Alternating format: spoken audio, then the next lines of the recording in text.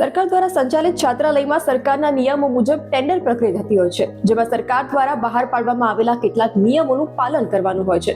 પરંતુ સરકારી કુમાર છાત્રાલય વિકસિત જાતિ જોડ કરમસદ ખાતે આવેલ છાત્રાલયમાં સરકાર દ્વારા આવેલા પરિપત્રના ઘણા નિયમોનો ભંગ થતો હોવાનું સામે આવ્યું છે, જેને લઈને એબીવીપી દ્વારા તેનો વિરોધ કરવામાં આવ્યો છે. કુમાર છાત્રાલય વિકસિત જાતિ જોડ કરમસદ ખાતે ટેન્ડર મુજબના નિયમોનું પાલન નહીં કરવામાં આવતા હોવાનું સામે આવ્યું છે, જેને લઈને એબીવીપીએ સંચાલકોને આવેદનપત્ર આપ્યું હતું, જેમાં વિદ્યાર્થીઓના મૂળભૂત અને પ્રાથમિક પ્રશ્નોનો ઉકેલ લાવવા માટે સંચાલકને અપીલ કરવામાં આવી હતી. પ્રશ્નો જેમ કે ભોજનની ગુણવત્તા સારી હોતી નથી, પાણી જેવો ખોરાક આપે છે, મેન્યુ પ્રમાણે ભોજન ન હોવું, પાણીમાં અને ખોરાકમાં સ્વચ્છતાનો અભાવ જોવા મળ્યો હતો, જીવજંતુઓ જોવા મળ્યા હતા, પાણીની ટાંકીમાં પણ સ્વચ્છતાનો અભાવ જોવા મળ્યો હતો, રસોડામાં પણ કચરો જોવા મળ્યો હતો, છાત્રાલયની બહાર ઉભા રહેતા સિક્યુરિટી ગાર્ડનો પહેરવેશ યોગ્ય ન હતો, વિદ્યાર્થીઓને નહાવા માટે ગીઝરની પણ વ્યવસ્થા ન હતી અને આટલી ઠંડીમાં પણ વિદ્યાર્થીઓએ ઠંડા પાણીએ નહાવું પડતું હતું.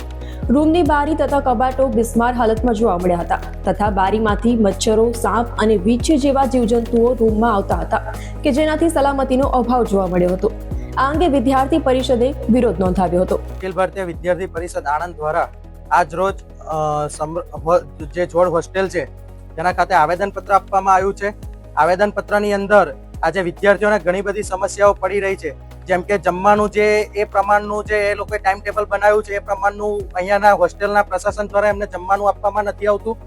આજે મોટા મોટા ઝેરીલા સાપ જેવા પદાર્થો અહીંયા આગળ આવી જાય છે હોસ્ટેલની અંદર. બિચ્છુ નામનું જે આપણે એ કહીએ છીએ તે પણ અહીંયા આગળ આવી જાય છે. આવા ઘણી બધી સમસ્યાઓ વિદ્યાર્થીઓને અહીંયા ઉત્પન્ન થાય છે. આજે જે શૌચાલયો છે, શૌચાલયો આજે અમે અહીંયાના મેડમને સાથે રાખીને એમના શૌચાલયો પણ એમને વિઝિટ કરાવ્યા. મેડમ દ્વારા દાવો કરવામાં આવ્યો હતો કે મારા જે કર્મચારીઓ છે 2 દિવસમાં અમને લોકોને બધું અહીંયાની બિલ્ડિંગ એ સ્વચ્છ રાખે છીએ, અમે સ્વચ્છ રાખીએ છીએ, આ બધું અમને ચેક કરીને મોકલે છે. તો આજે મેડમના જે ઘણા બધા જે મેડમે દાવા કર્યા હતા તે દાવા આજે વિદ્યાર્થી પરિષદે ખોટા પાડેલ છે અને વિદ્યાર્થીઓને જે પ્રમાણનું જમવામાં આપવામાં આવ્યું હતું આજે મીડિયાને સમક્ષ રાખીને એ જમવાનું પણ અમે લોકોએ ચેક કરાવવામાં આવ્યું. ત્યારે આજે ધ્યાનમાં આવ્યું કે જમવાનું સૌ પાણી જેવી હાલતમાં એ લોકોને આપવામાં આવે છે, જમવાના મેનુ પ્રમાણે અમને જમવાનું આપવામાં આવતું નથી. તો વિદ્યાર્થી પરિષદે રજૂઆત કરી છે, રજૂઆતમાં માંગ કરી છે કે જે અમારી માંગ છે કે એમના જે પાણીના ગીઝર છે એ ગીઝર એમને 1 મહિનાની અંદર તેમને આપવામાં આવે. સાથે સાથે જમવાની જે માંગ છે એ લોકોને જમવાનું જે મેનુ પ્રમાણે જમવાનું મળતું નથી તે જમવાનું તેમને આવતીકાલથી મેનુ પ્રમાણે એનું આપવામાં આવે. જો આ વસ્તુ કરવામાં નહીં આવે તો વિદ્યાર્થી પરિષદ આગામી સમયની અંદર ઉગ્રથી અતિ ઉગ્ર આંદોલનની ચીમકી ઉપજશે, જેની સંપૂર્ણ જવાબદારી હોસ્ટેલના પ્રશાસન તથા સરકારશ્રીની રહેશે એવી સ્પષ્ટ માંગ કરી છે. અને જો આ માંગ અમારી આ રેક્ટરને એ પણ કરી છે સાથે સાથે કે આવતીકાલથી જો જમવાનું પણ નહીં સ્વીકારવામાં આવે તો અમે લોકો આવતીકાલે આવીને પણ અમે લોકો ઉગ્રથી રજૂઆત કરીશું. નમસ્કાર, મારું નામ બાંભણિયા જયેશ લાભુભાઈ છે. હું પીજી ડિપાર્ટમેન્ટ સોશિયોલોજી વિભાગમાં અભ્યાસ કરું છું. તો છેલ્લા કેટલાક વર્ષથી અમારે ઘણી બધી સમસ્યાઓ છે અને જમવાની સમસ્યાઓ તો કાયમ રહે છે એમ.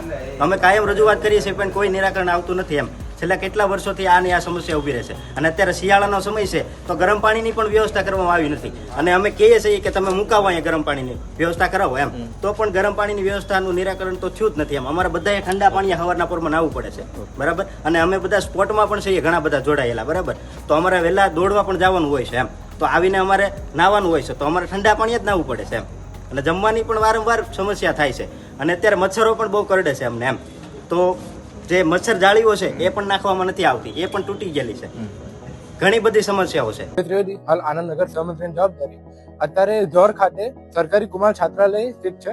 ત્યાંના ઘણા વિષયો ધ્યાનમાં આવ્યા હતા, જેમ કે ખાવાની ગુણવત્તા, વોશરૂમની સ્વચ્છતા તથા બિલ્ડિંગમાં ઇલેક્ટ્રિક જે લાઇટ છે એ ના હોવાની આઈટી ફરિયાદ, એવા સેમ કિચનમાં ગંદવાડો, હોસ્ટેલોમાં પ્રાણીઓનું જે વિષધર પ્રાણી હોય એ લોકોનું વારંવાર સ્પોટ થવું, એવી ઘણી બધી સમસ્યાઓ લઈને અખિલ ભારતીય વિદ્યાર્થી પરિષદ આનંદ દ્વારા જોર હોસ્ટેલ ખાતે આવીને આવેદનપત્ર સોંપવામાં આવ્યું છે.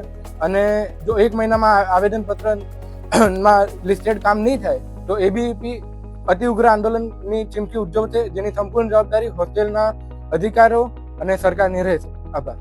અમારી સમક્ષ આપીએ છીએ અને આવેદનની અંદર જે મુદ્દા અમે તમને કયા બધા જ લીધેલા છે. આની અંદર જો કોઈ પણ કામ નહીં કરે આગામી 1 મહિનાની અંદર આ પ્રશાસન, તો વિદ્યાર્થી પરિષદ ઉગ્રથી અતિ ઉગ્ર આંદોલનની ચીમકી ગુજરશે એવું કહીને એમને આપણે આવેદન આપીએ છીએ. તો આપણે આવેદન મેડમ સમક્ષ સોંપીએ છીએ. આપણે સૌ મેડમને સહજ સહકાર આપીશું. આવો વાસો. બોલો ભારત માતા કી જય.